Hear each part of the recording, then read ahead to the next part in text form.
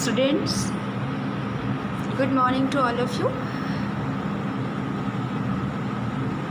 Today we will start our next topic of chapter electrochemistry, that is electric conductance, conductivity and molar conductivity. बच्चों, we know that materials are classified into three types on the basis of their conductance. Materials having high conductivity are known as conductors like metals and some non-metals like graphite, etc. Substance or materials having very low conductivity of electricity are known as insulators, glass, rubbers, etc. And materials having conductivity between insulators and conductors are known as semiconductors. Examples are silicon, doped silicon, germanium, etc. Today we will discuss electric conductance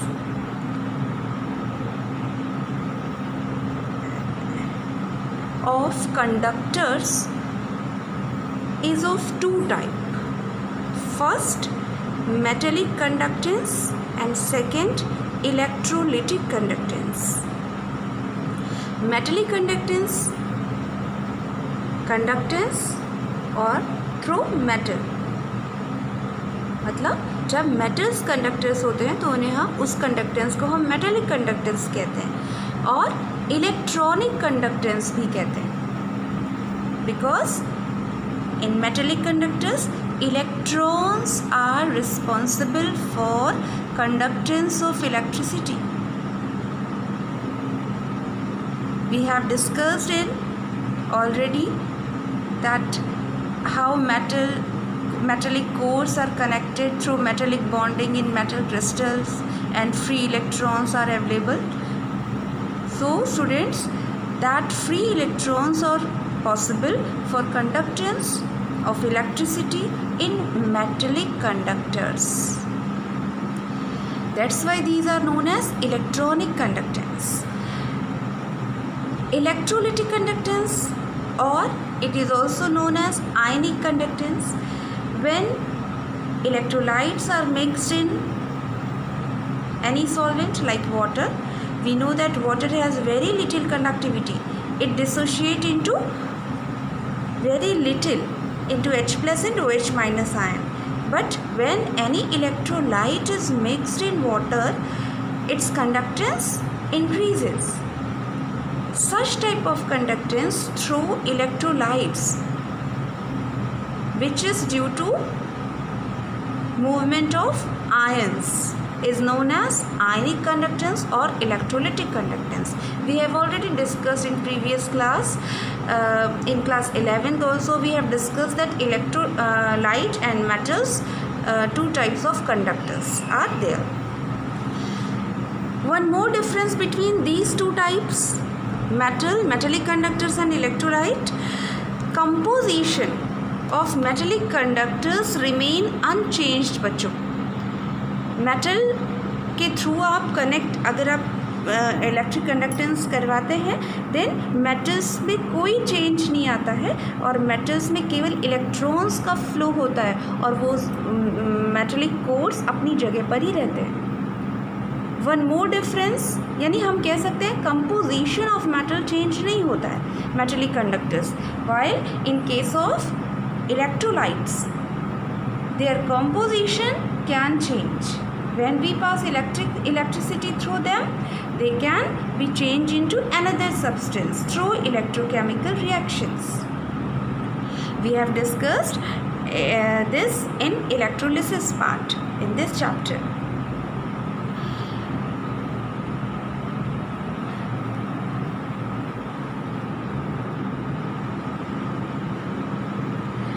Metallic conductance or metals can be conduct electricity in solid state also. but electrolytes can conduct electricity not in solid state but only in solution state.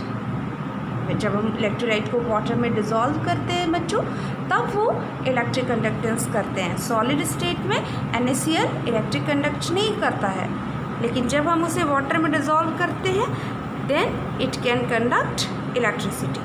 Now metallic conductors की electric conductance depend करती है nature and structure of metal पे. Metal का nature कैसा है और उसके structure पे डिपेंड करती है. उनके बीच मेटलिक बॉन्डिंग मेटल कोर्स में होती है, जो हम लोग ऑलरेडी पढ़ चुके हैं पहले. सो इस बात पर डिपेंड करते हैं इलेक्ट्रिक कंडक्टेंस इन मेटलिक कंडक्टर्स. वैलेंस इलेक्ट्रॉन्स कितने हैं पर atom.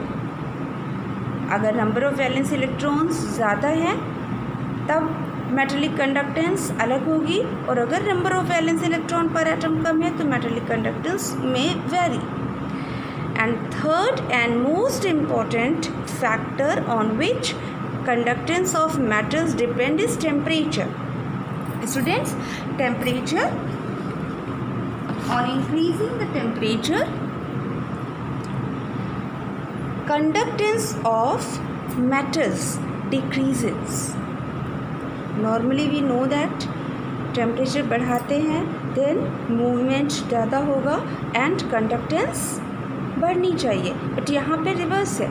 On increasing the temperature, conductance of metals decreases. Why this is so? Let us discuss. Students, suppose this is a metal crystal and we know that these are what? Metal cores or kernels. Valence electrons अपने shell को छोड़कर बाहर आ जाते हैं और यहाँ पर क्या रह जाता है? पार्टिकल्स में पॉजिटिव चार्ज, जिन्हें हम कर्नल्स और metallic cores कहते हैं. These electrons can move freely through the metal crystal. That's why it is conductor.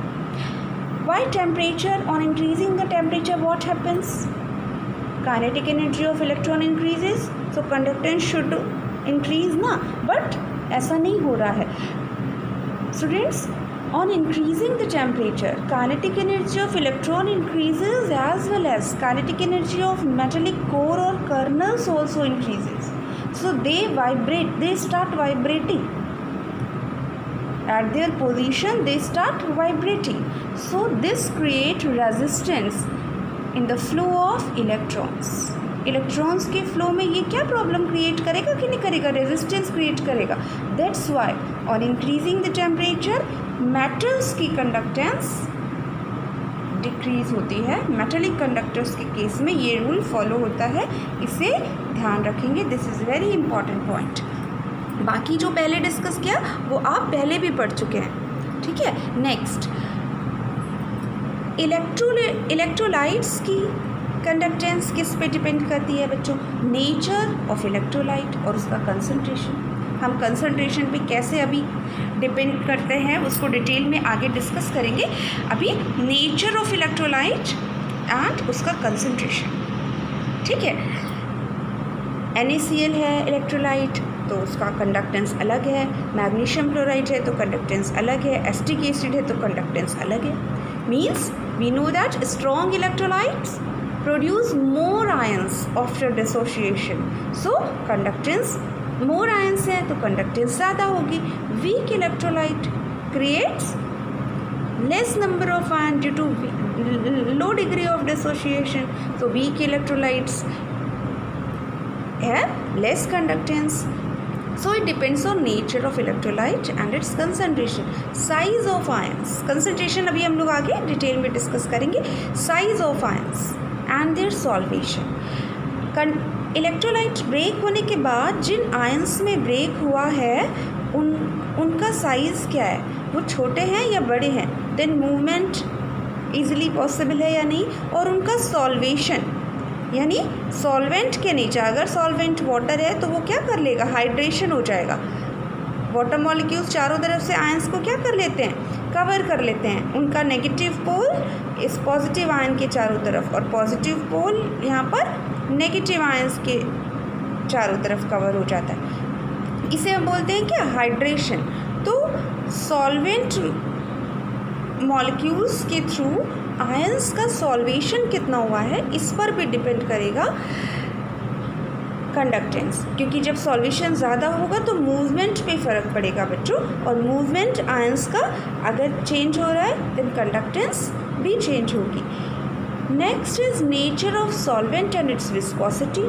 अगर सॉल्वेंट बहुत विस्कस है ना, हाईली विस्कस है, टफ मूवमेंट, और लेस विस्कस, अगर हम सेम इलेक्ट्रोलाइट NaCl को वाटर में डिज़ोल्व कर दें, NaCl को हम किसी highly viscous some more liquid like honey में डिज़ोल्व कर दें, हाँ, देन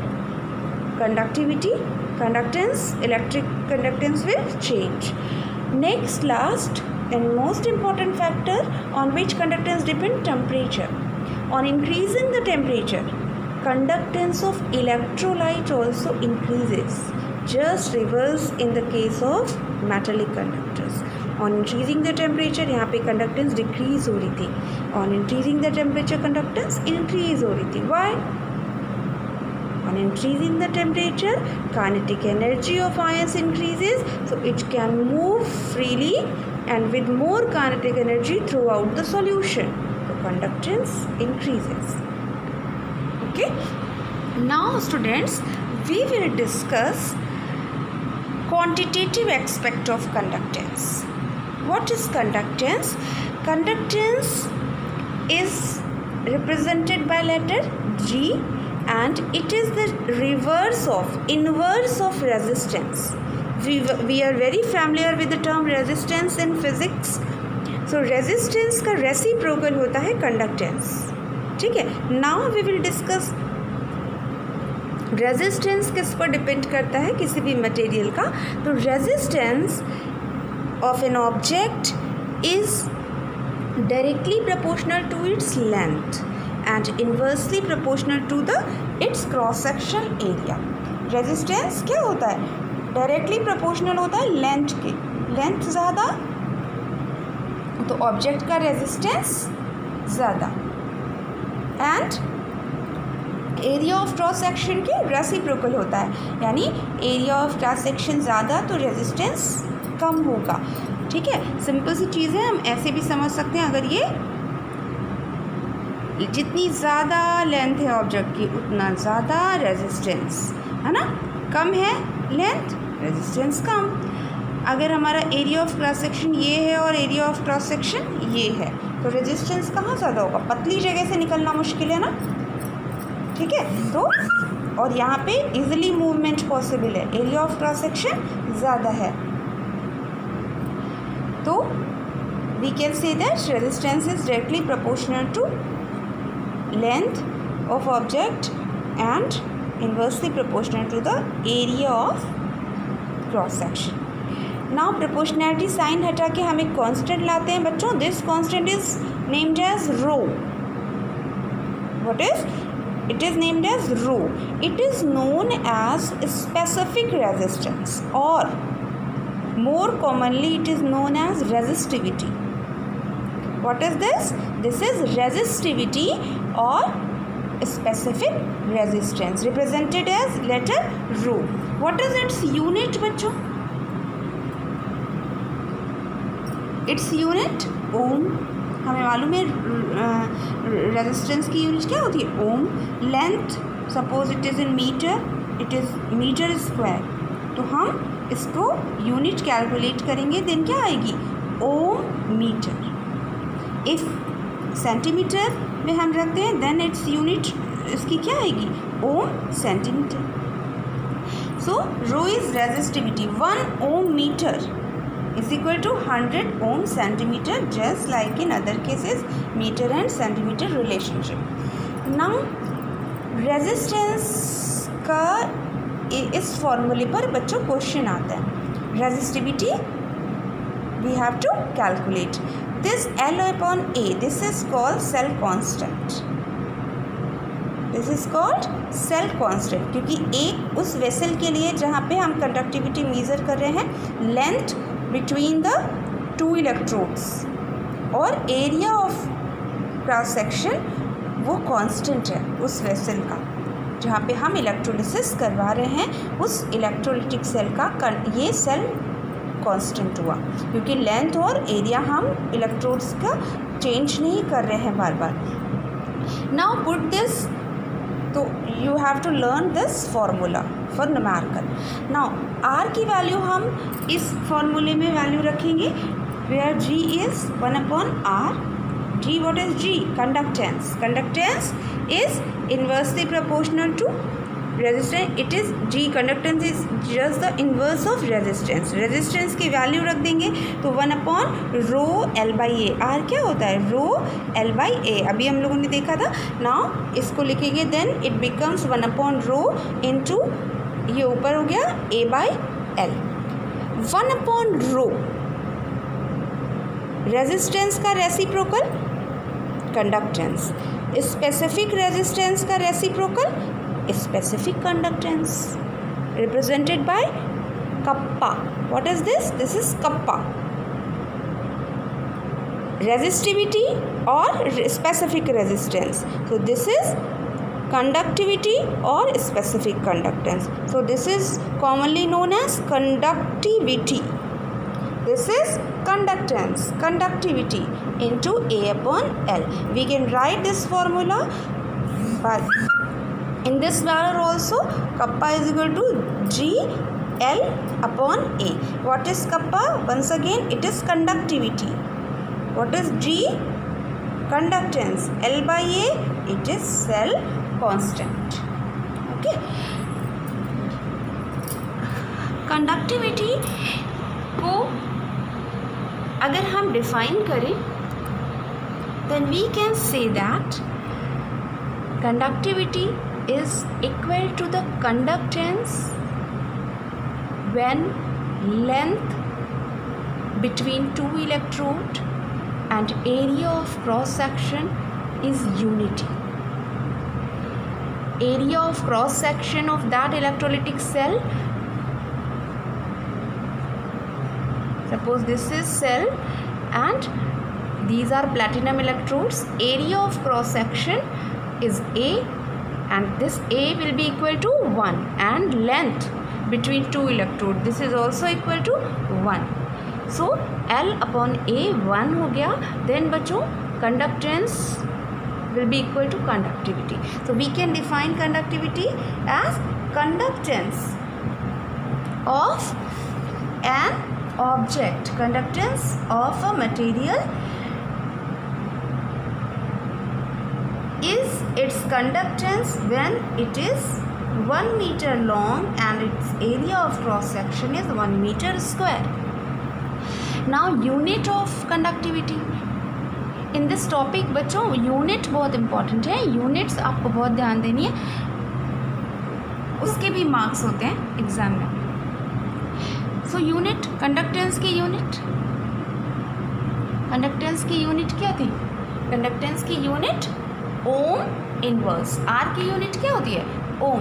तो ओम इनवर्स, ठीक है, ओम इनवर्स, और it is also known as siemens. ठीक है, तो साइमन या ओम इनवर्स. सो कंडक्टिविटी की यूनिट साइमन, और इसकी यूनिट क्या हुई? Metre. Metre square cancel out होगा, क्या बचेगा? Metre inverse. तो कंडक्टिविटी की यूनिट क्या हुई? ओम मीटर इनवर्स, और if it is in centimetre then ohm centimetre inverse. ठीक है, सो ओम नहीं, ओम इनवर्स है ना. कंडक्टेंस की यूनिट ओम इनवर्स अभी हम लोगों ने पढ़ी, या साइमन. तो we can also write it as siemens metre inverse और साइमन सेंटीमीटर इनवर्स, और ओम इनवर्स मीटर इनवर्स भी लिख सकते हैं. Now 1 siemens centimetre inverse is equal to 100 siemens metre inverse. इन दोनों को अगर आपको को रिलेट करना हो बच्चों, तो 1 siemens centimetre inverse is equal to 100 siemens metre inverse. This is the unit of conductivity. Now physical, one more definition of conductivity बच्चों, इसको आपको बहुत समझना ज़रूरी है. जब हम सेल में लेंथ में 1 मीटर या 1 सेंटीमीटर और एरिया ऑफ क्रॉस सेक्शन भी 1 सेंटीमीटर स्क्वायर ले रहे हैं, देन बच्चों वॉल्यूम क्या हो गया? 1 centimetre cube. So we can define that conductivity is the conductance of 1 centimeter cube solution. 1 centimetre cube solution की कंडक्टेंस, यानी अगर ये भी 1 है और ये भी 1 है तो हमारा वॉल्यूम क्या हो गया? लेंथ और एरिया दोनों 1 है तो वॉल्यूम क्या हो गया? 1 सेंटीमीटर क्यूब. तो 1 सेंटीमीटर क्यूब सॉल्यूशन जितने एरिया भी 1 सेंटीमीटर स्क्वायर है और लेंथ भी 1 सेंटीमीटर है तो वॉल्यूम वहाँ पे कितना आएगा? 1 सेंटीमीटर क्यूब. सो 1 सेंटीमीटर क्यूब सॉल्यूशन की कंडक्टेंस, यानी ये क्या हो गया? 1 हो गया. तो इस 1 सेंटीमीटर क्यूब सॉल्यूशन की कंडक्टेंस को हम क्या कहेंगे? Conductivity. Clear? So conductivity is the conductance of 1 centimetre cube of solution. ठीक है, ये याद रखेंगे. Now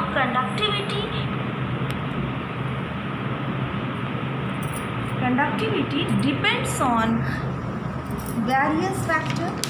It may change with the concentration. As the concentration changes, conductivity also changes. We will discuss it in next topic, how conductivity changes with concentration. The conductivity of solution of different electrolytes, conductivity of solutions of different electrolytes बच्चों in the same solvent and at a given temperature differs due to charge and size of the ions in which they dissociate. So one more term we will discuss, that is molar conductivity. You have to learn these formulas which are in bracket and numericals are asked in this formula. इनमें numerical आपको अभी आगे करवाए जाएंगे. Board exam में भी इन पे numericals बहुत पूछते हैं. First one more term, molar conductivity represented as lambda m. बच्चों मोलर कंडक्टिविटी की फिजिकल डेफिनेशन पहले पढ़ लेते हैं. जब आपने 1 सेंटीमीटर क्यूब की कंडक्टेंस को क्या बोला? कंडक्टिविटी. और अगर हम इलेक्ट्रोलाइट में 1 मोल डिज़ोल्व कर दें, 1 मोल ऑफ इलेक्ट्रोलाइट अगर डिज़ोल्व कर दें, then this is called molar conductivity. ठीक है. Now formula, molar conductivity is represented as kappa upon C. What is kappa? Conductivity and C is concentration. बच्चों यहाँ पर यूनिट्स बहुत इंपॉर्टेंट है क्योंकि पेपर में जो वैल्यू दी होगी कंसंट्रेशन की वो जिस यूनिट में दी होगी वैसा ही हम फार्मूला यूज़ करेंगे. कंडक्टिविटी की यूनिट क्या होती है अभी हम लोगों ने पढ़ा. अगर ये साइमन मीटर इनवर्स में दिया है क्वेश्चन में और सी क्या है? कंसंट्रेशन. तो कंडक्टिविटी अपॉन कंसंट्रेशन. कंसंट्रेशन मोल पर मीटर क्यूब में दिया हुआ है. कंसंट्रेशन मोल पर मीटर क्यूब में लिखा है. ठीक है.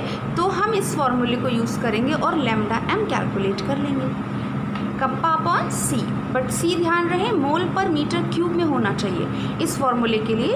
And kappa siemens metre inverse में. और हमारी लैम्डा m की यूनिट क्या आ जाएगी अगर हम इसको सॉल्व करें? साइमन मीटर इनवर्स, मीटर की पावर -3 ऊपर जाएगा, है ना. Then it becomes siemens metre square पर mole. So lambda m molar conductivity की यूनिट क्या होती है? साइमन मीटर स्क्वायर पर mole. But generally in question concentration is given in mole per litre और मोलैरिटी के टर्म में कंसंट्रेशन गिवन होता है. तो हम मोलैरिटी में इस मोल पर मीटर क्यूब को कैसे चेंज करेंगे? By multiplying molarity with 1000 we can convert mole per litre into mole per metre cube. ठीक है बच्चों, फिर से देखिए. कंसंट्रेशन अगर मोलैरिटी में दिया हो तो 1 mole per metre cube is equal to 1000 into molarity. Molarity mole per litre. Generally molarity अगर है क्वेश्चन में दी हुई होती है तो हम यहाँ पर उसको मोल पर मीटर क्यूब में चेंज करने के लिए क्या करेंगे, इंटू 1000, लीटर पर मीटर क्यूब से इंटू 1000 करेंगे, मोलारिटी को मल्टीप्लाई करेंगे, then our formula becomes kappa यानी कंडक्टिविटी साइमन मीटर इनवर्स में, और कंसंट्रेशन मोल पर मीटर क्यूब की जगह किस में, मोल पर लीटर में रख दिया, यानी मोलारिटी अगर दी है क्वेश्चन में तब हम इसे यूज़ कर लेंगे इस फॉर्मूले को, कप्पा अपन 1000 इंटू मोलारिटी। और अभी भी हमारी यूनिट क्या आएगी बच्चों, साइमन मीटर स्क्वायर पर मोल। पर अगर क्वेश्चन में साइमन सेंटीमीटर इनवर्स में कप्पा दिया हुआ है और हमें यहाँ पे साइमन सेंटीमीटर स्क्वायर पर मोल में कैलकुलेट करना है, तो हमें साइमन सेंटीमीटर इनवर्स रखना होगा और यहाँ भी इसे भी हमें सेंटीमीटर क्यूब में चेंज करना होगा। ठीक है बच्चों, तो हम जब इसे चेंज करेंगे तो इसको अगर हम यहाँ पे ले जाएं 10 टू द पावर -3 हो जाएगा, है ना, -3 हो जाएगा कि नहीं, यहाँ पे 10 टू द पावर -3 अगर हम इसे ऊपर ले जाएं, और यूनिट में क्या चेंज आएगा, लीटर इनवर्स और सेंटीमीटर क्यूब। अब हम मीटर क्यूब को सेंटीमीटर क्यूब में चेंज करेंगे तो 1 metre cube is equal to 10 to the power 6 centimetre cube. तो 10 पावर 6 और 10 टू -3 जब हम कैंसिल आउट करेंगे तो क्या आ जाएगा, 10 टू द पावर 3 आ जाएगा। इसलिए अब हम ये फॉर्मूला सेंटीमीटर स्क्वायर में अगर हमें कैलकुलेट करना है साइमन सेंटीमीटर स्क्वायर पर मोल, तो हम फॉर्मूला क्या लगाएंगे, कप्पा साइमन सेंटीमीटर इनवर्स में जो क्वेश्चन में दिया होगा, मोलारिटी मोल पर लीटर में इंटू 1000 और इंटू 1000। ठीक है, ये कैसे आया बच्चों, वो मैंने यहाँ पे आपको दिखाया था। ये जब ये से ऊपर ले गए और मीटर को सेंटीमीटर क्यूब में चेंज किया तो हम इंटू 10⁻6 से मल्टीप्लाई कर रहे थे, तो हमारा ये क्या आ गया, इंटू 1000। ठीक है, तो मोलर कंडक्टिविटी कैलकुलेट करने के लिए एग्जाम में आता है। हम चाहे तो लास्ट में भी बच्चों चेंज कर सकते हैं, और 1 साइमन मीटर स्क्वायर पर mole is equal to 10 to the power 4 siemens centimetre square पर मोल। ठीक है, तो we have to learn this formula कि सेंटीमीटर स्क्वायर में तब हमें ये फार्मूला यूज़ करना है बच्चों। वंस अगेन ध्यान दीजिए, lambda M kappa into 1000 upon molarity अगर सेंटीमीटर में रख रहे हैं, और अगर हमें मीटर में क्वेश्चन में दिया है तो कप्पा अपॉन 1000 इंटू मोलारिटी। ठीक है, अब हम इसका एक न्यूमेरिकल करेंगे।